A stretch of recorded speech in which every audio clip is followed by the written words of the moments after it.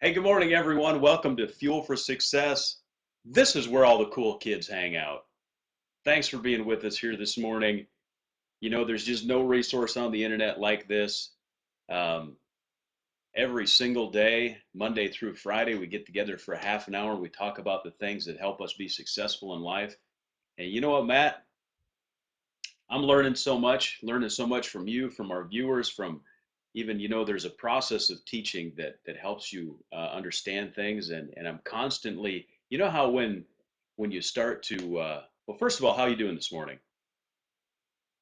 Good, good. Share on, man. I'm really good. I'm blessed. Hey, Really, Fuel for Success is like a daily seminar. yeah, It literally is like going to an online seminar and growing because every day we're going to give content and principles and teaching that's going to help every area of your life. And guess what's cool is people can access this from all across the world. And we do. We have many people in other countries that watch Fuel for Success. And I mean a lot of other countries, from Korea to Australia to Japan to New Zealand, Thailand, Philippines, Africa.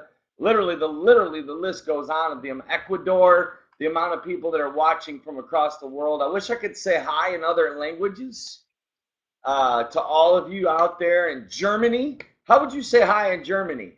well, Guten Morgen would be good morning, or hello would be hello. Mike, walking.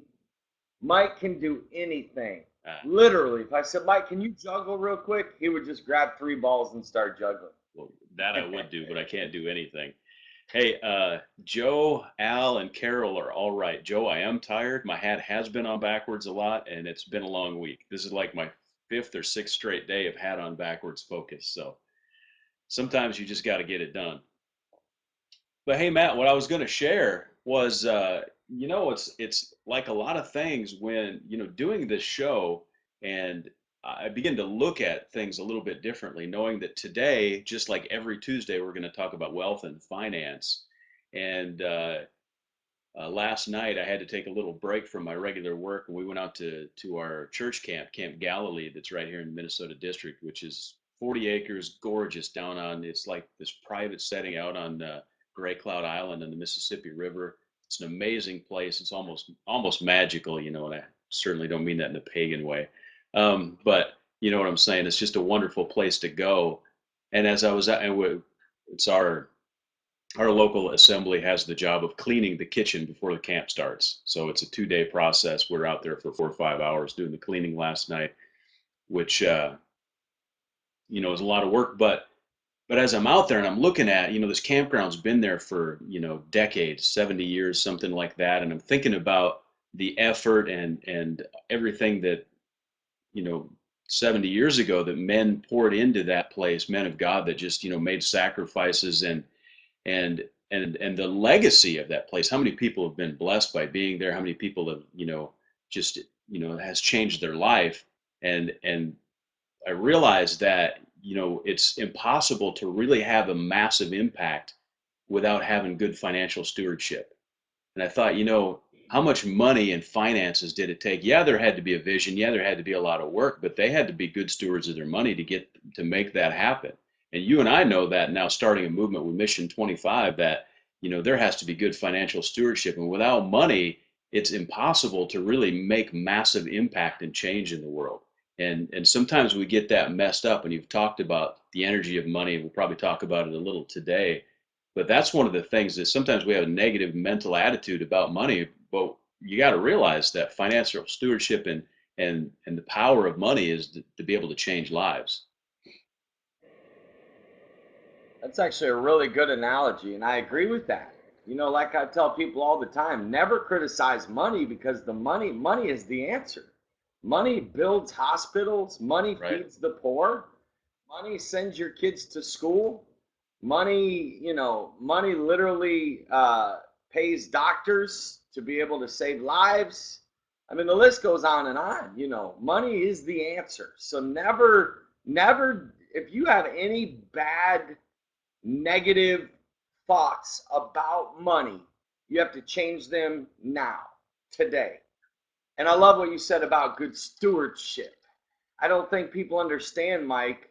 what God means when he expects us to be good stewards of our finances. So why don't you start the show off with giving us your take on that? Because again, what we bring at Fuel for Success are principles that work anywhere for anybody.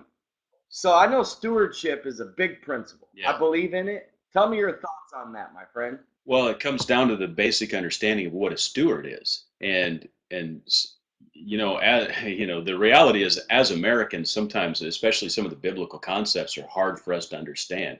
It's really hard for us to understand what a kingdom is, because we're very Americans are extremely what's the word I'm looking for? We're very independent, right? We're very, it's my way and whatever. And it's hard for us to understand the principle of a kingdom where there's a king that literally has all power and can, you have to, uh, obey what the king says. But the principle of stewardship is a steward is somebody who's put in charge over something. They don't own it, but they're in charge of it. And they're given like complete control of it. So for example, if I have a farm, if I own a 200-acre farm out, south of town here, and I put someone as a steward over it, I'll say, look, you need to take care of this and farm the land, take care of the equipment, take care of the buildings, plant, harvest, all those things, sell the grain, right? Buy the seed, do all the things that you need to do to make this farm successful. It's still my farm, but you're going to steward it, right? And so anything that he takes from that is really mine. And so when we're stewards of money, when we're stewards of any resources um, in God's kingdom, for example, it's really all God's. And I know the principle of tithing is I understand it like this. It's like, look, it's all God's money and he lets me keep 90%, right?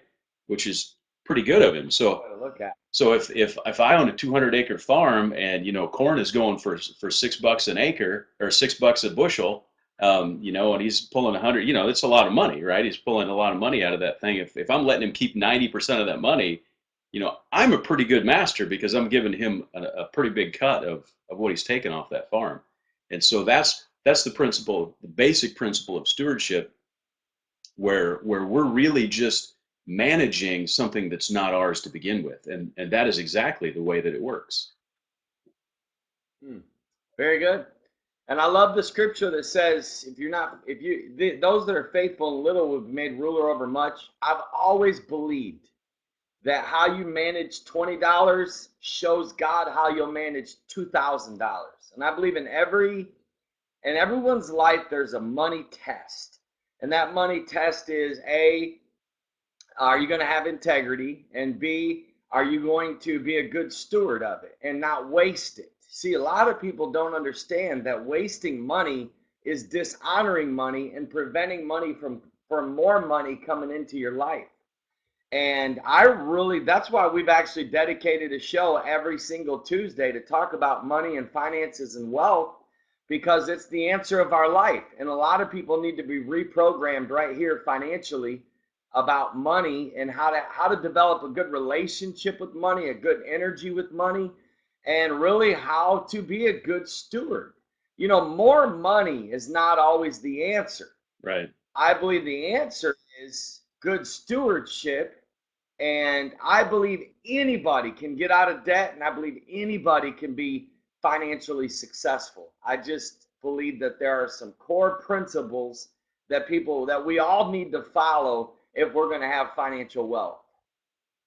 That's good. I like that. And thinking just, I mean, this is Fuel for Success. We have 5 days every week, and we have 5 different topics. And you think about Monday is really your body, right? Tuesday is your money, and Wednesday is your spirit.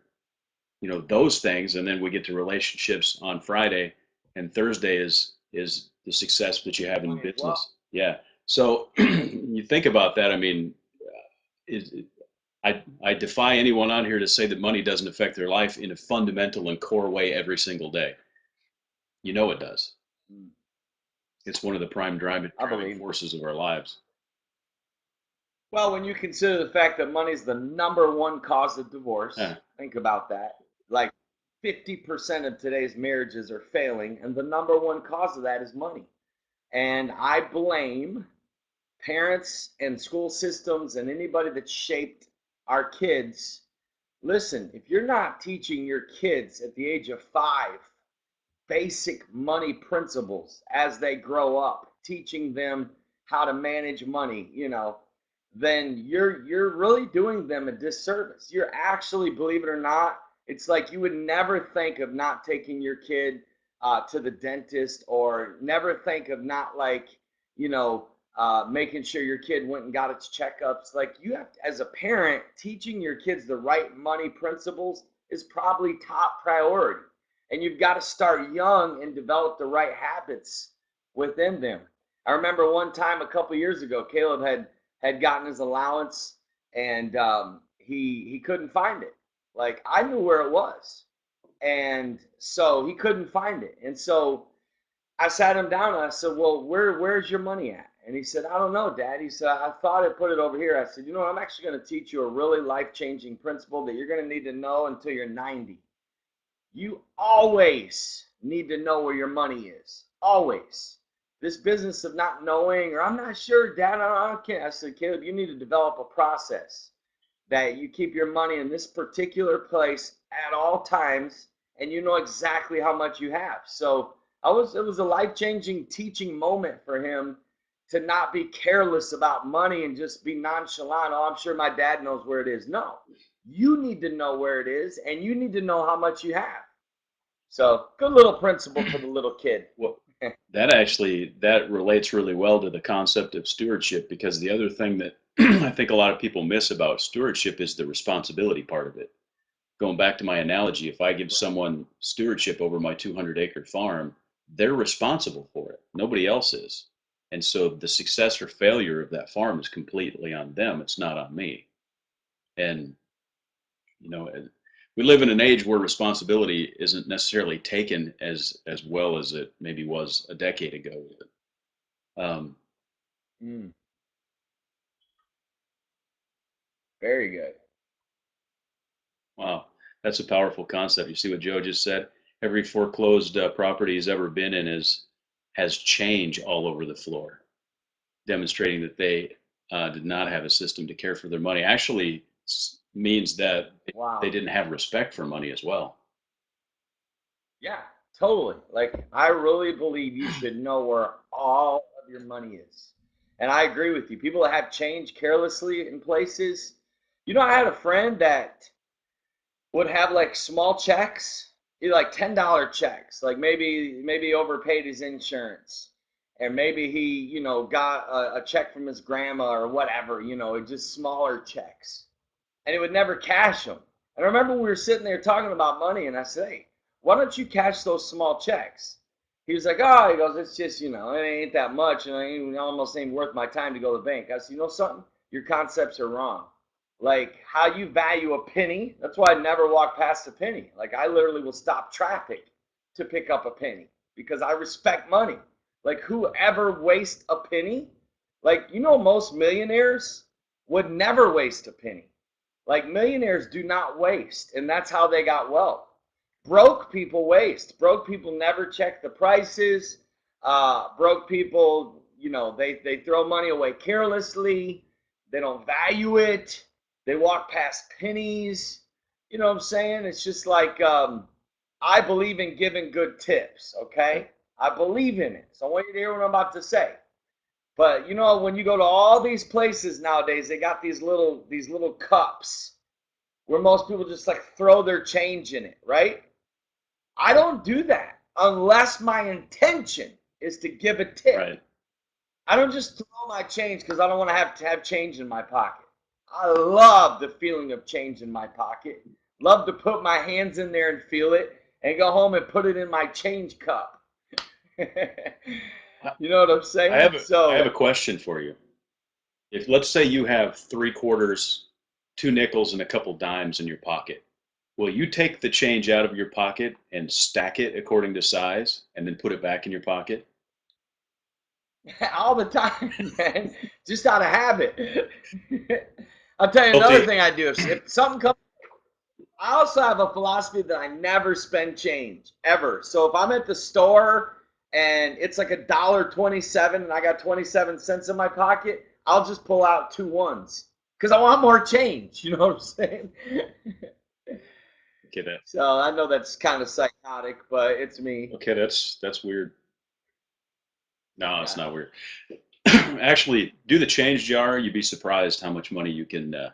You take that in. You're like, wow, there was like $47 in there. Well, I always use my change jar. I don't touch the change. I usually use my change jar for vacation money, for blow money on vacation or to put towards my vacation. So like that's why I usually rarely ever spend change and it builds up. It's mind blowing when you go to cash it in. Yeah, But you know something? I don't cash it in anymore. Meaning like I used to take it in and they would count it for you and they would take a percentage. I thought, you know what, that's a waste. Like I know time is money. So me sitting there rolling quarters all day is definitely not worth my time. But you know what? I can motivate my son to do it for me. You know what I'm saying? So saying, hey, I'm your dad. Roll them coins. No, I teach him, Caleb, you feel money. Roll these coins. I'm gonna put on a good motivational video on YouTube. You sit there and but feel the money, my friend. Let your hands just feel those dirty coins. Get it all over yourself. It's good for you. Uh, Feel the money, Joe says. I believe in feeling the money. I believe in smelling money. A lot of times I'll take money and I'll just lay there and I'll smell it. I'll rub it through my fingers. I'll hold it, because I believe in the energy of money. I believe that you should respect it. I have weird ways. Just and you to get to know me on a deep level, you're gonna learn I have weird ways. Like my son to Caleb, if he's not playing good in baseball, it's not you didn't swing right. It's not you're not meditating enough. You need to do more meditation. Your mind is not clear. So he just shakes his head and he's like looks up at me like, "Wow, Dad, okay." that's funny. Sherry says, "Hey, be careful because those drugs are or those bills are full of money, so you're getting like cocaine." I wonder how much is actually on there. Maybe that's why it's so addicting that I just it smells so good. It feels good. You know what I mean? It's It's funny. that's why he's addicted. Yeah, I wash my hands, but it is what it is. Yeah. Well, we know that you're an extreme person, and sometimes extreme Yeah. action. There's a visualization that happens sometimes. And I talked about this on a show one time. I saw you literally take the leftover fried tacos and chips out of your refrigerator and throw them away, even though they were perfectly good. Sometimes you just have to take action because it has an imprint on your brain, and you understand that concept. And I think that's actually a really powerful concept. And when you take out money and you hold it, it imprints on your brain. It's not that you're like lusting after the money; it's that you're imprinting on your brain. You're subconscious. Right. You really are. Like I look at pictures of money. I literally go to bed sometimes with money affirmations myself. I hold money. I try to always keep a little bit of cash that my hands can touch and feel. Just because I do believe, Mike, exactly what you said, the power of visualization. Our thoughts are more powerful than any of us even realize. Even if Mike and I taught right now, the last 10 minutes of this show, of the power of your brain and your thoughts and your subconscious mind. Your subconscious mind. Like some of us have had extremely negative programming when it comes to money.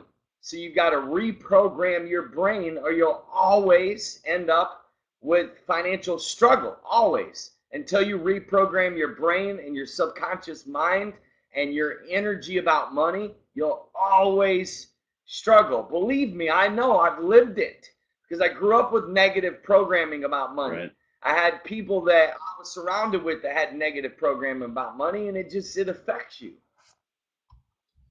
That's good. Hey, we've got a couple of questions. Of course, anybody that's watching live, of course, you can ask questions in the chat box or down below. Of course, you can always text them in or Facebook or email, send a carrier pigeon, smoke signals, whatever works for you. And you can answer Joe's question there. No, I'm gonna boot Joe right off this show. Oh, that's funny, Joe. Can I just throw something out there? They were amazing tacos, Carol. I love Joe though. It's humbling to me that Joe takes time to be on our show. He's a great guy, big friend to us, big friend to Mission 25. Mike, what I was gonna say real quick is I can't remember, but weren't you going to ask a question? It was something good. I don't. And then Mike and Carol got me, so I hold them both accountable. Carol's got me thinking about those tacos. They were really good. Actually, I like what Carol said here, and this is true. Uh, Talking about, some like yesterday, we could have talked about emotional eating. Sometimes people emotionally spend, and this is a Ooh. thing that my wife has you know struggled with in the past. I don't think so anymore. But her mom taught her when she's sad or upset to go out shopping and charge things. And when we were early in our marriage, we had credit card debt and some other things that were a result of that. We don't anymore. We don't have any credit card debt. Um, but that was something she had to overcome, and it was a negative mindset that she grew up with. Mike, that's so true, and this happens to a lot of people. This okay? Can I go back to why I say you need to reprogram your mind about money? Yeah, by all means. Do you know that statistic I believe is over 80%? I can't remember the exact amount, but it's over 80% of people that win the lottery within I think 3 to 5 years literally end up broke. Okay, think about it. Like everybody is living to win the lottery, but 8 out of 10 of those people that win it end up broke again. And do you know the majority of people that grew up poor, like these basketball players, these major leaguers, Right. these people that grow up and they reach fame and they end up having this big financial crisis crash in their life or whatever. A lot of it goes back to this right here, the fact that even though they got more money, their mentality and their habits wasn't able to sustain that wealth, and that's why a lot of them lose it. That's why I believe we should all pause right now, read every book that we can to reprogram our thinking about money, train our kids. As a couple we should do it, because Mike, that emotional spending, that is a bigger issue in people's lives than what we even It's realize. true. As bad as emotional eating is, a lot of people literally spend because they're unfulfilled, or because they have some emotional issues that they can't handle or deal with, and the only way they feel a sense of release is by spending, and or by going out and buying something, racking up credit card debt. It makes them feel in control. It makes them feel there's like this endorphin that's released. This I can't explain it. I've seen. And it, we lose you, Matt? Okay. Lost him for a second. It's a similar thing. And like I said yesterday, we could have talked about, yeah, exactly, Sherry, and addiction. Could have talked about emotional eating yesterday. Emotional spending is the same sort of you get the same sort of fulfillment. And I like what Carol said. She actually got to the place where, she'll go shopping and she'll literally like take things out of her cart before she gets up to the checkout. Because there's a fulfillment or satisfaction just in putting the things in the cart. But she's learned that, we can't rack up the credit card debt. And I like what Britton said. She cut up her credit cards. Same thing. We basically just don't have credit cards, so we don't have the opportunity to do that. So taking away the opportunity has a big impact. Um, Joe, I think you should write the book, man. Joe's saying he felt to write a book about God and money. I think it's a great idea. You should write it. I will definitely buy a copy or 10. So apparently the internet has completely stopped working in St. Petersburg, Florida. Um,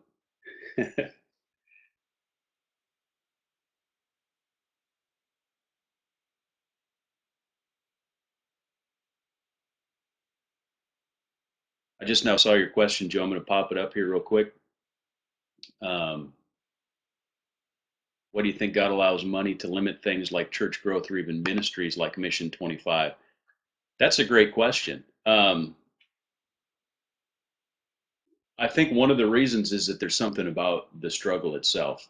And I think that most of uh, really the struggles that we have in ministry a lot of times are there specifically to build us as better persons, as better individuals. um, and so why isn't God just doesn't give us $10 million to fulfill the mission? Because there's something about the struggle. There's something about uh, finding the way. Maybe there's something that we need to get better at, so that you know. Well, let me put it this way: it's a lot like the lottery mentality. We just had $10 million. We may not manage it properly. Whereas if we build to that level over a period of time, we're gonna, first of all, we'll build the infrastructure and the processes, and also the knowledge and the wisdom to be able to handle that. So I think that's why Yeah. there's a limit I initially. can honestly say that I wholeheartedly believe that millions are in our future. Yeah. Now, I'm not just saying that as hope. I so believe it as much as I believe that there is a God. But I can honestly say this: I am thankful for the struggle and the adversity and the fight, because I believe that God, in His mercy, is teaching us. See, I don't believe everybody, if you get too much too fast, success can actually kill people, it can actually destroy people. And I believe there is a process to this thing we call success and wealth that we all have to go through. So when we get there, A, we don't forget where we came from. B, we don't forget the struggle that made us to where we are. And C, we don't turn into this lavish, arrogant, like just spending machine that's living. At the end of the day, you've got to know why you want money.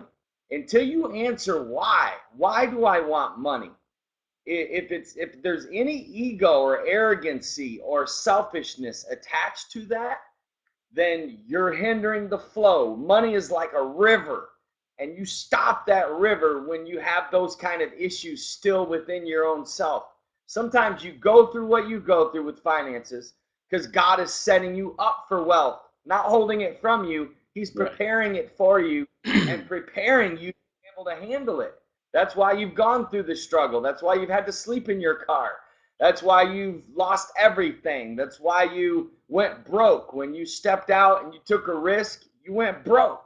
It wasn't because God was punishing you. It was because there were lessons that you can only learn in the valley. You can only learn these beautiful lessons in the struggle, in the pain.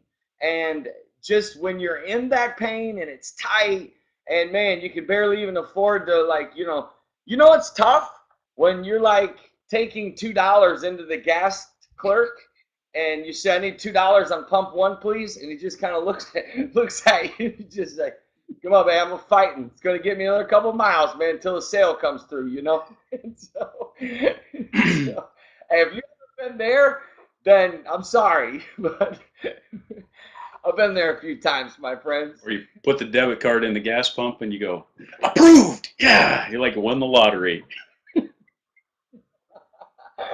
Hey, one more thing too. Um, I'll say this right here. I do believe, no matter where you're at financially right this very minute, that you can change. I really do. You can get the energy of money flowing in your life, but you have to commit to two things. And there's more, but I'm going to start you off with two today. You have to commit to tithing, no matter what. Listen, I don't care if it's between your lights getting turned off and paying tithes. Take it from me, pay your tithes.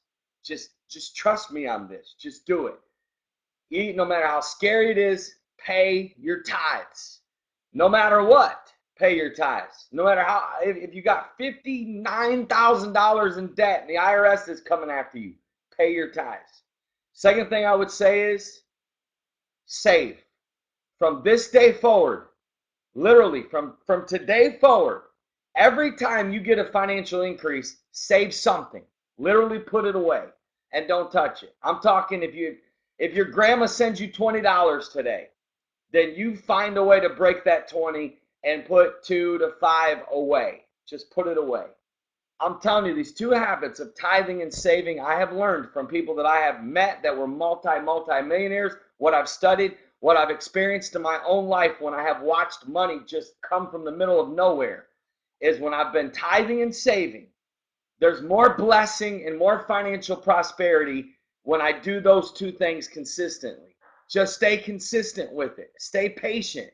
Tithe, save. Yeah, we'll get to investing, my friend Joe. I so believe in that. Maybe we'll dive into that next Tuesday as well.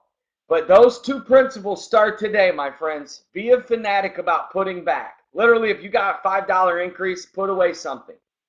Find a place, whether, if some of you are the type of people that you always spend your savings, then you might need to put your savings in a place, maybe maybe you need two banks. Maybe you need a bank that's like 30 minutes away from your home, that you don't have a debit card attached to it. And that's your savings account. You just put money in it and make it tough to go access it. Don't make your savings easily accessible. That's what I would say.